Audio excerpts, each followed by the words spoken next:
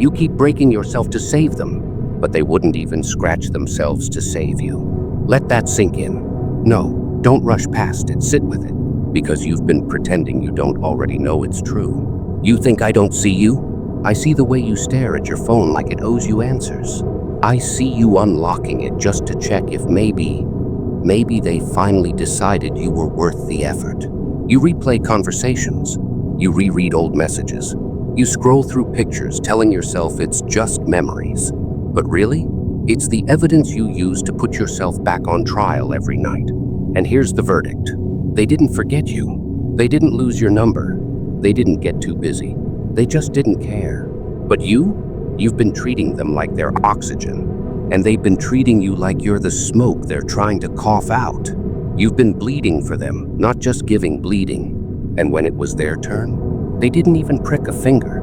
You've made it a habit, haven't you? Being the one who shows up, the reliable one, the one they know will answer at 2 a.m. without a single complaint. And it's not even that they asked. You offered. You volunteered to carry their weight, even when your knees were shaking under your own. You went out of your way to be their safe place. And when the time came for them to return the favor, silence. Nothing. Not even a shadow of the loyalty you showed them. They stood on the shore while you drowned. They watched your head go under and thought, they'll figure it out. And you've been so good at defending them. They were busy. They didn't know. They're going through their own stuff. You told yourself these lies because the truth is sharp. The truth is ugly. The truth will cut you clean open. And the truth is, they never saw you as someone worth bleeding for. When that realization finally hit you, it didn't come like an explosion. It crept in like frost. Slow, silent, merciless. It's not the kind of cold you can fix with a blanket. It's the kind that moves into your chest, freezes your heartbeat, and whispers, you were never their priority. It's the kind of cold that makes you rethink everything. Every smile you gave them, every sacrifice you made, every night you stayed up, comforting them, while no one comforted you. And suddenly you start to see the pattern. It's not just them. It's been everyone you've poured yourself into. Family, friends, lovers. You've been feeding people from a plate you were starving from. And you called it love. You called it loyalty. You called it being there. But really, it was self-destruction dressed up as devotion. Pain is an excellent teacher. It strips away illusions faster than anything else. Every unanswered call, it taught you silence. Every empty hand when you reached out, it taught you self-reliance. Every tear you cried in the dark alone, it solidified into steel. You thought you were losing people, but what you were really losing was the fantasy of who you thought they were. Betrayal has a way of cleaning the glass, of making you see people without the filter. The masks fall. The voices sound different. The eyes don't match the words anymore. And once you've seen it, really seen it, you can't unsee it. So here's the part you've been avoiding. You stop.